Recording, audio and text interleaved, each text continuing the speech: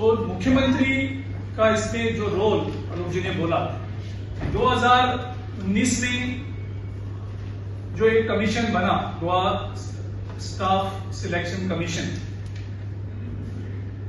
Commission द्वारा इनका recruitment होना चाहिए था, लेकिन उसके बाद उनको इम्प्लीमेंट नहीं किया जाता। एक्ट फोर्स में आता है और बाद में दो अमेंडमेंट लाके एक साल का एक्सटेंशन देते हैं। एक्सटेंशन क्यों देते हैं? ताकि इस लॉ को रिपील करते हैं और डिपार्टमेंट को पावर देते हैं, बल्कि डिपार्टमेंट इसको रिक्रूट करे, क्वेश्चन पेपर डिपार्टमेंट सेट करे, आंसर पेपर डिपार्टमेंट करेक्ट करे, इंटरव्यू डिपार्टमेंट ले, ताकि ये पूरा प्रोसेस कॉम्प्रोमाइज करे। अभी मुख्यमंत्री के स्पोक्स पर्सन बोल रहे हैं कि उन्होंने एक्ट को लागू किया।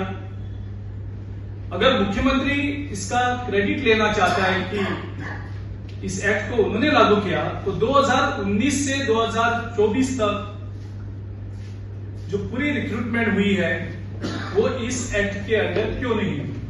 एक कमीशन ने उसको रिक्रूटमेंट क्यों नहीं किया? तो पहले दायरे में जो आता है वो गोवा का मुख्यमंत्री आता है, क्योंकि मुख्यमंत्री ने ये सब फैसिलिटेट किया है डिपार्टमेंट को रिक्रूटमेंट करने के लिए। तो मुख्यमंत्री को जवाब देना चाहिए हर नौजवान को गोवा के जिनको जॉब नहीं मिला है, और जिसको भी जॉब मिला है ऐसा लगता है कि सबने पैसा लेके सबको जॉब मिला है। जिसको जॉब नहीं मिला है वो आज पुलिस स्टेशन में जाके कंप्लेन कर रहे हैं। हमने 2020 से मेरे साइन से हमने पूरी लेटर सरकार को दी, पुलिस को दी, जिसके कैसे कैसे चीफ मिनिस्टर का ऑफिस से पैसा लेन देन होता है, कैसे इसको कॉम्प्रोमाइज किया जाता है, कैसे आंसर पेपर स्टूडेंट्स को देते हैं, करेक्शन करके मार्क्स भी बढ़ते हैं। काफी मिनिस्टर्स के जो पीए है जिनको ग्रेजुएशन में पास क्लास से स्कोर हुआ, उनको उनके एग्जाम में 98, 99 स्कोर होता है। तो ये बहुत बड़ा अन्याय गोवा के यूथ के साथ हुआ है। ये करते करते उन्होंने ओबीसी, एससी, एसटी को के साथ भी अन्याय किया कि इस करप्शन को कैश फॉर जॉब करने के लिए, अगर आप पूरी लिस्ट देखेंगे 5 साल की, ओबीसी, एससी और एसटी का जो नौकरी है वो सिर्फ रिजर्व लिस्ट में ही मिलेगी। एक भी ओबीसी, एक भी एससी, एक भी एसटी जनरल लिस्ट में उसका नाम भी नहीं आएगा, क्योंकि उनको जॉब जनरल कैटेगरी में बेचना चाहिए।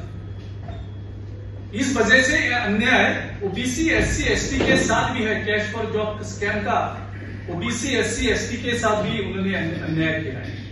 और एक बात जो सामने आती है कि अभी तो 3 मंत्री आ गए, एक तो मुख्यमंत्री खुद आ गया, एक अभी ऑडियो जो हमारे गोवा के पीसीसी ने रिलीज किया था जिसमें एक लेडी बोल रही थी विश्वजीत का नाम, और उसके बाद विश्वजीत काफी एमएलए को प्रेशर करके स्टेटमेंट दे रहा है कि वो कोई पैसा नहीं ले रहा है।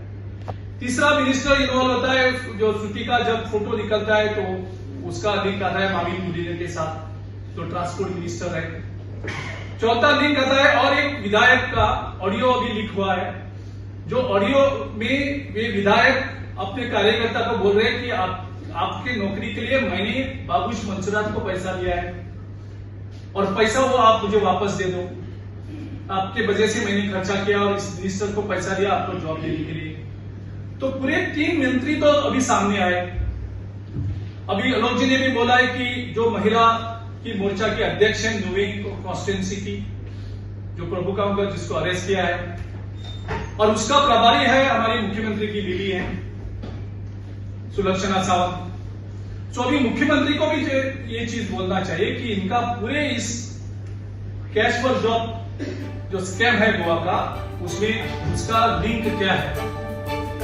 तुम्ही पळतात GNH।